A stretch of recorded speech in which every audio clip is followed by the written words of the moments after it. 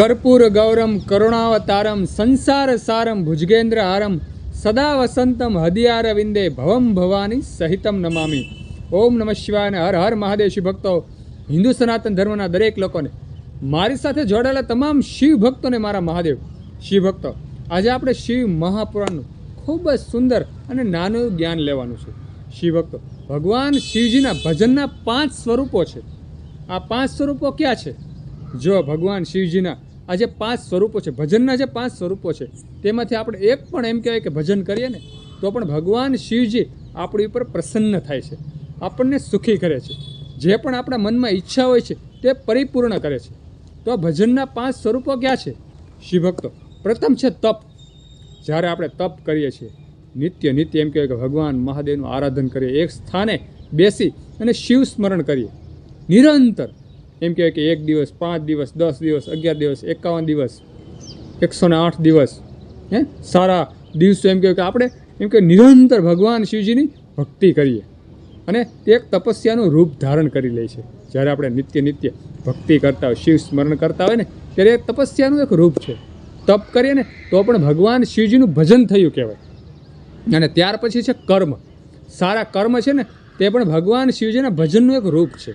नित्य नित्य આપણે જીવનમાં આવ્યા છીએ તો દરેક કાર્ય આપણે સારું નથી કરી શકતા। ક્યારેક ક્યારેક એવું કાર્ય થઈ જાય જેનાથી કોઈક માનવ આપણાથી દુઃખી થઈ જાય છે, પણ જો આપણે તેનું ધ્યાન રાખીએ, આવી આપણે સાવચેતી રાખી અને હંમેશા સારું કર્મ કરીએ તો પણ ભગવાન શિવજીનું ભજનનું એક રૂપ જ છે। તો પણ ભગવાન શિવજી આપણી પર પ્રસન્ન થાય છે। એટલે હંમેશા આપણે કર્મ સારું કરવું જોઈએ। આ બીજું સ્વરૂપ છે। પહેલું છે તપ, બીજું છે કર્મ અને ત્રીજું છે જપ। આપણે ભગવાન શિવજીના નામ જપ કરીએ, ઓમ નમઃ શિવાય, ઓમ નમઃ શિવાય, ઓમ નમઃ શિવાય, ઓમ નમઃ શિવાય। નિરંતર પ્રભાતે વહેલા ઉઠી સંધ્યા સમયે જ્યારે પણ આપણને સમય મળે ત્યારે આપણે ઓમ નમઃ શિવાયના જપ કરીએ નિરંતર। એક પણ દિવસ આપણે પાડીએ નહીં। જ્યારે આપણા જીવનમાં એમ કે નવરાશની પળો ત્યારે પણ આપણે શિવજીનું સ્મરણ કરીએ, તેના નામના જપ કરીએ નિરંતર। એક જપ મનમાં ધારી લઈએ કે આપણે ઓમ નમઃ શિવાય જ બોલવું છે, બીજું કંઈ બોલવું જ નથી। જ્યારે પણ આપણા નવરાશની પળ હોય ત્યારે ઓમ નમઃ શિવાયનું આપણે રટણ કરવું છે। તો નિરંતર આપણે ઓમ નમઃ શિવાયને જપ કરીએ। એક રુદ્રાક્ષની માળા લઈ અને નિરંતર ઓમ નમઃ શિવાય એક સ્થાને બેસી અને આપણે જપ કરીએ। તે પણ ભગવાન શિવજીના ભજનનું એક રૂપ છે। તો પણ ભગવાન શિવજી આપણી પર પ્રસન્ન થાય છે। જ્યારે આપણે નિત્ય નિત્ય જપ કરીએ છીએ ને તો પણ ભગવાન શિવજી આપણી પર 100% પ્રસન્ન થાય છે અને આપણી દરેક મનોકામના પૂર્ણ કરે છે। અને શિવ ભક્તો, ત્યાર પછી છે ધ્યાન। શિવ ભક્તો, આંખો બંધ કરી અને ભગવાન શિવજીના લિંગના આપણે દર્શન કરીએ, મૂર્તિના આપણે દર્શન કરીએ। નિરંતર આપણે ભગવાન શિવજીનું ધ્યાન ધરીએ। આંખો બંધ થાય એટલે આપણને શિવ દેખાય। આપણે ઓમ નમઃ શિવાયના જાપ કરતા હોય, નિત્ય નિત્ય ઓમ નમઃ શિવાયના આંખો બંધ કરીને જાપ કરીએ, તે પણ ભગવાન શિવજીનું એક ધ્યાન થયું કહેવાય।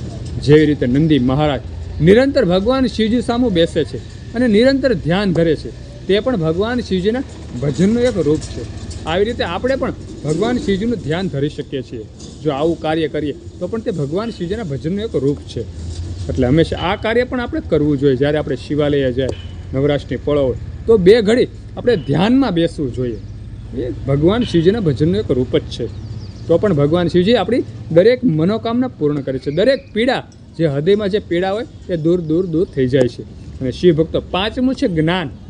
કોઈ પણ નાનું બાળક હોય અને નિરંતર એમ કે હોશિયાર હોય, ભણવા ગણવામાં નિરંતર જ્ઞાનની પ્રાપ્તિ કરતો હોય, કોઈ પણ રૂપ હોય, ધાર્મિક જ્ઞાન હોય અથવા ભણવાનું જ્ઞાન હોય, જેમ કે પોતાના મનને એકાગ્ર કરી અને જ્ઞાન નિરંતર પ્રાપ્ત કરતો હોય તો તેને સફળતા મળી જાય છે। કારણ કે એક જ્ઞાન છે ને તે પણ ભગવાન શિવજીનું ભજનનું એક રૂપ છે। પછી તે ધાર્મિક જ્ઞાન હોય કે પછી આપણે એમ કહીએ કે પ્રગતિ કરવા માટે કોઈ પણ જ્ઞાન આપણે પ્રાપ્ત કરતા હોય, સામાન્ય બાળક હોય તો તે ધીમે ધીમે ધીમે ધીમે જ્ઞાનની પ્રાપ્તિ કરે છે। અને જ્યારે 100% એમ કે જ્ઞાનની પ્રાપ્તિ થઈ જાય છે, કોલેજ પૂરી થઈ જાય છે, કોલેજની માથે એમ કે ડિગ્રી હાંસલ કરી લે છે, ત્યારે તેને જ્ઞાન સફળ થઈ જાય છે। તે પણ ભગવાન શિવજીના ભજનનું એક રૂપ છે। એટલે આવું કાર્ય પણ આપણે કરવું જોઈએ। નિરંતર આપણે આપણા માઇન્ડમાં જ્ઞાનની પ્રાપ્તિ કરતા રહેવું જોઈએ।